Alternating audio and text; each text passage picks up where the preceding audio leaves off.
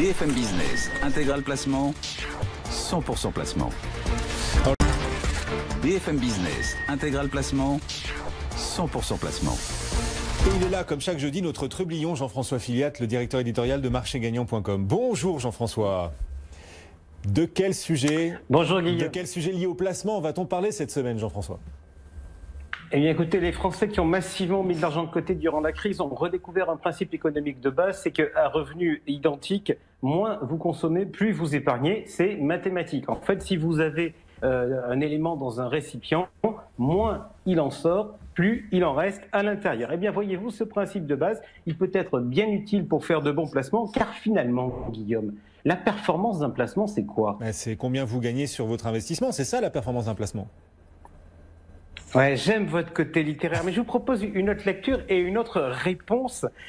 La performance de vos placements, c'est le rapport réel de votre argent, moins l'argent qui y sort, c'est-à-dire les frais pour faire l'opération. Vous le savez, la méthode de marché gagnant, pour investir en bourse, elle est atypique. Pourquoi ? Parce que là où traditionnellement, on se focus sur combien on va gagner, sans trop se soucier de combien on peut perdre, eh bien nous faisons exactement l'inverse, c'est-à-dire on part de combien on accepte de perdre pour définir la part d'action que l'on peut mettre dans son portefeuille. Et donc vous voulez nous proposer à nos auditeurs et téléspectateurs un raisonnement similaire sur les frais qu'on va payer lors d'un investissement ou d'un placement ?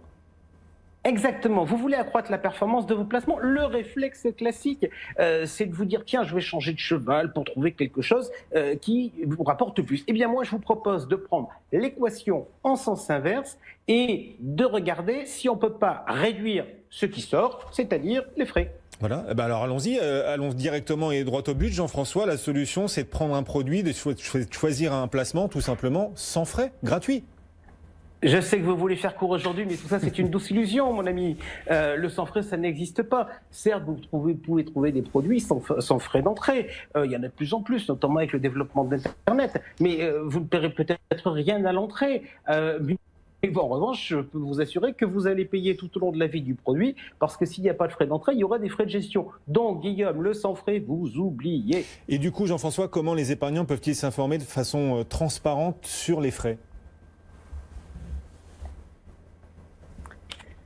On va être honnête, il leur faut du courage, même si les autorités ont fait beaucoup d'efforts ces dernières années pour une plus grande transparence. L'AMF, l'autorité des marchés financiers, vient d'ailleurs de mener une étude de quali sur la lisibilité de l'information sur les frais. Alors, première solution pour vous informer, je pense notamment dans l'univers des fonds, vous regardez le prospectus du fonds, c'est une sorte de bible où il y a plein d'informations. Le jugement des épargnants sur ce document, il est clair, net et précis, inadapté. On va être d'accord avec eux. Le prospectus, c'est plus utile aux juristes qu'aux épargnants. Mais il y a aussi de l'information simplifiée sur à peine 2-3 pages avec des frais. Ouais, alors vous avez effectivement deux formats qui existent. D'un côté, vous avez le DCI qui s'applique généralement aux anciens fonds. Là, vous avez en fait une photo instantanée des frais. Et puis, vous avez un autre document qu'on retrouve sur les nouveaux fonds, qu'on retrouve sur les CPI et qu'on retrouve aussi sur l'assurance vie. Cette fois, ça s'appelle le KID ou le DIC.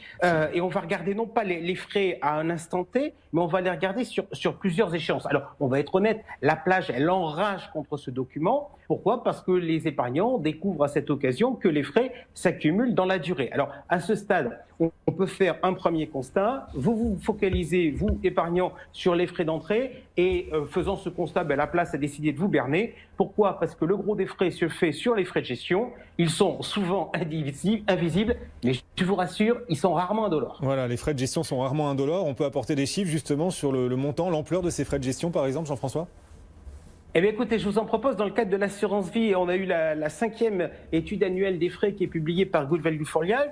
Eh bien, vous avez entendu, je vous parle de frais de gestion, c'est-à-dire qu'on ne parle pas des frais d'entrée qui se rajoutent en plus. Et là, Guillaume, j'ai quelques pépites. Des frais chers, élevés ou pas chers ? Ah, attendez, là. Des fois, on fera le luxe. Tiens, on rigole. Allez, je vous donne 3 familles, on va jouer. Fonds profilés, fonds flexibles, fonds actions. À votre avis, quelle est la hiérarchie des frais ? Comme on dit, il y a une hiérarchie du rendement par rapport au risque. Il semble logique qu'il y ait une hiérarchie des frais avec la performance escomptée. Donc je dirais actions, flexibles et profilés à touche-touche ? Eh bien, écoutez, comme vous êtes comme Choupinette, plein de bon sens, vous dites que les actions, ça doit plus rapporter, donc il doit y avoir plus de frais.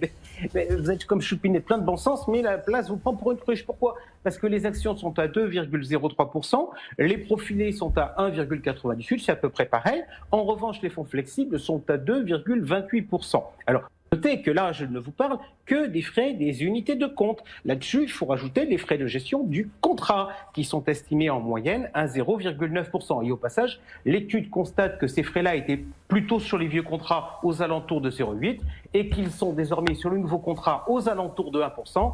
Qu'on augmente les frais sur l'assurance vie, il n'y a pas grand monde qui vient vous le dire sur le plateau. D'accord, mais qu'est-ce que les épargnants peuvent faire si la place impose de tels tarifs? Les épargnants sont coincés. Non. Je vais vous dire, les épargnants, ils sont comme Choupinette en termes de profil de risque, ils sont à peu près tous équilibrés. Donc, face à un client comme ça, qu'est-ce qu'on fait? On lui vend un profil diversifié ou flexible et on le met dans de l'assurance vie. Nous, chez Marché Gagnant, on a des hypothèses de travail. Notre hypothèse de travail, c'est que les taux, ça rapporte plus rien et que l'espérance de gain sur un marché action, c'est en moyenne de 5% par an. Donc, vous prenez un produit diversifié, équilibré, 50-50, il a vocation à faire du 2,5% de performance par an. Ça, c'est sa perf intrinsèque. Mais là-dessus, il faut regarder ce qui sort, les frais. Et on vient de les voir, ils sont à 3%. Vous faites donc les comptes sur ce fonds diversifié et vous en arrivez à la conclusion que l'argent qui dort sur votre compte courant sera un meilleur placement. Oui, mais là, vous plaidez pour qu'on mette la clé sous la porte, Jean-François. Non, pas du tout. Je vous propose une autre solution. Je vous propose de mettre 50% sur le fonds en euros et 50% sur des fonds en actions. Et là, en pratique, j'ai un profil de risque qui va être similaire. Mais nous, niveau frais, c'est pas du tout la même chose. Pourquoi? Parce que quand je suis à 100% diversifié sur un fonds flexible, j'ai 3% de frais annuels. Là, j'ai certes 3% sur mes fonds actions, mais j'ai 0,6% sur mon fonds en euros. Rendez-vous compte, ça vous fait des frais moyens de 1,8. Je viens donc, Guillaume, de vous faire gagner 1,2% de performance annuelle, soit l'inflation, simplement en vous expliquant que plutôt que d'acheter du tout fait, on pouvait astucieusement mélanger deux ingrédients. On pourrait donc remplacer le fonds euro par le compte courant et pourquoi pas les unités de compte par un PEA, tant qu'on y est, c'est moins cher. Ouais, et vous avez en fait tout compris de ce qu'on explique chez Marché Gagnant depuis des années.